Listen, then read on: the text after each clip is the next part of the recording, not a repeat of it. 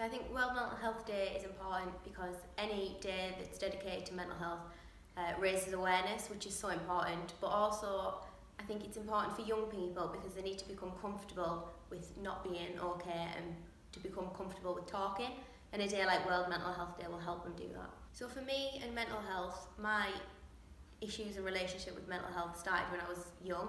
So it was when I was around 14 or 15, I started experiencing anxiety and I started getting kind of anxious over food, stuff like that. That food relationship took a backseat and I was anxious a lot of the time.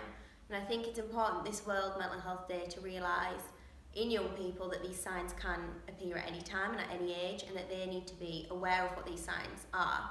So for me, I developed anorexia from the age of 17. It was when I first got braces.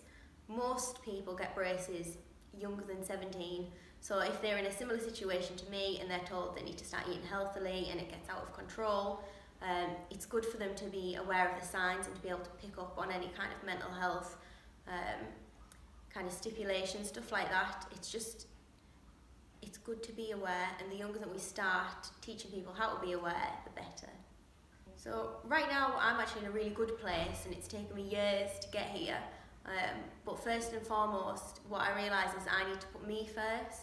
Before you can be happy with yourself and before you can get yourself out of a hole, you need to realise you need to be okay with yourself and you need to want to do it for yourself. Now, as I said, my mental health journey started when I was about 14, so that was over 10 years ago, so it's taken me a while to get here now. But I think if in the past mental health had been more aware, we'd all be more aware, possibly I wouldn't be facing this when I was 26, maybe this would be my reality when I was 20, but who knows, the future is bright. It's ahead of me. If you're struggling at the minute and if you're finding any form of difficulty with food, whether you're under-eating, overeating, or finding it very anxious to eat in front of others, it's important to talk to someone.